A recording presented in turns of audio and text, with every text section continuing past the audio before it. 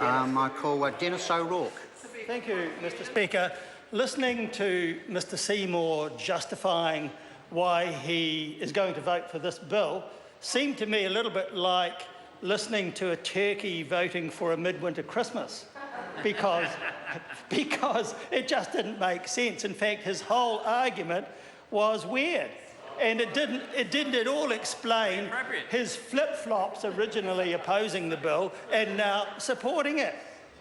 And by the way, he talked about whether people wanted to find out where other MPs went, without mentioning that one of the things they might want to find out would be why one particular MP on one occasion stayed far too long at back benches when he should have been in the House. Maybe they would want to find that out, but I can't believe that many people would want to find out where MPs generally go to have a beer or whatever. That seems to be not a good argument to justify his position. But that's what he based his argument on, so that's his right and fine. But I think I'll get on to something more important, which is this: why New Zealand First actually is not going to support this bill, which we do think is a little bit of a gimmick. I understand why, to be fair to the proposer of the bill, why the bill is being proposed. And ostensibly it is because it would make Under-Secretaries fully accountable under the Official Information Act. And on the face of it, there is of course nothing wrong with that, but that isn't really what this bill is about. And I suspect it's actually driven by a desire to see that David Seymour as an Under-Secretary for charter schools and for regulatory reform can be challenged under the Official Information Act, and possibly, perhaps a little bit uncharitably, but possibly for political reasons. To put it in a nutshell, I doubt whether this bill would have been proposed if Mr Seymour had not been an Under-Secretary. So, why are we going to vote against it then? Well, I want to say first of all that I listened closely to what David Seymour has had to say in his various weird speeches on this subject.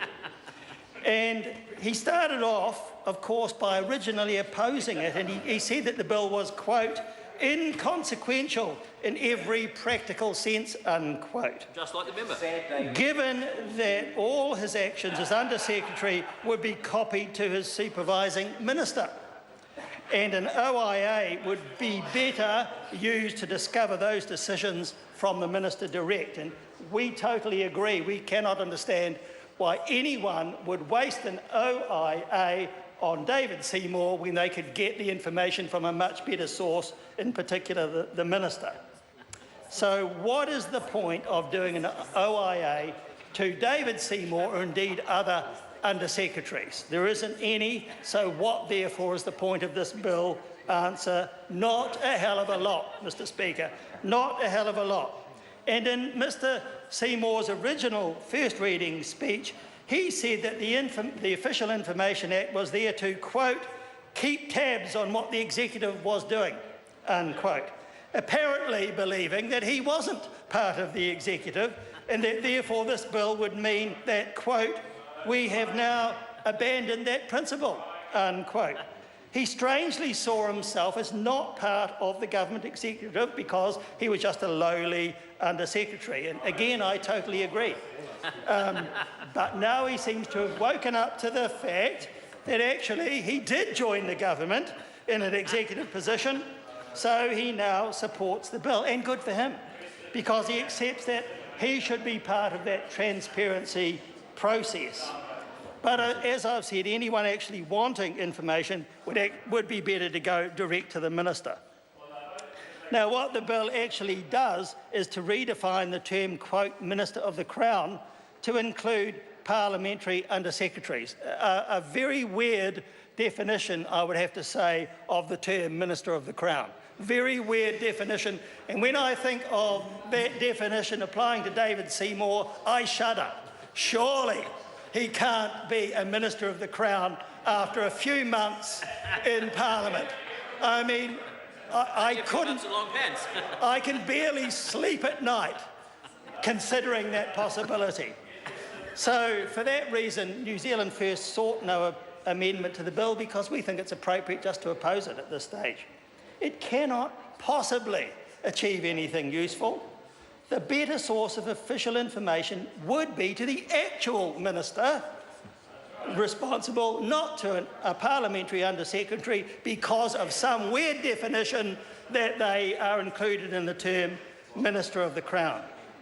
And finally, Mr. Speaker, I want to say this. It's a shame that this bill concentrates on such a low priority when you consider all of the issues that there are around official information. And furthermore, that legislation does need attention, but this is not the attention that it needs.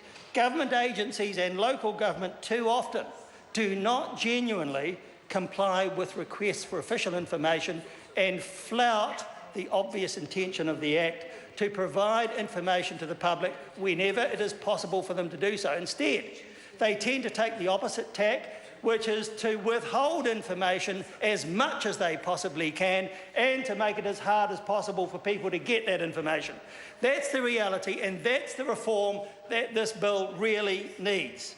In addition to that, the Ombudsman needs more power to order the release of information, and there should be sanctions on agencies and local government alike if they do not provide information in the way that is intended under the legislation. And indeed, we need to build a much better culture in both government agencies and local government so that they see their role as being public service, which includes providing information to the public unless there is a genuine reason for not doing so. And I fear that on far too many occasions, the reasons given are not genuine, are obstructive and are often excessively delayed. And the Ombudsman doesn't have the power to do much about that.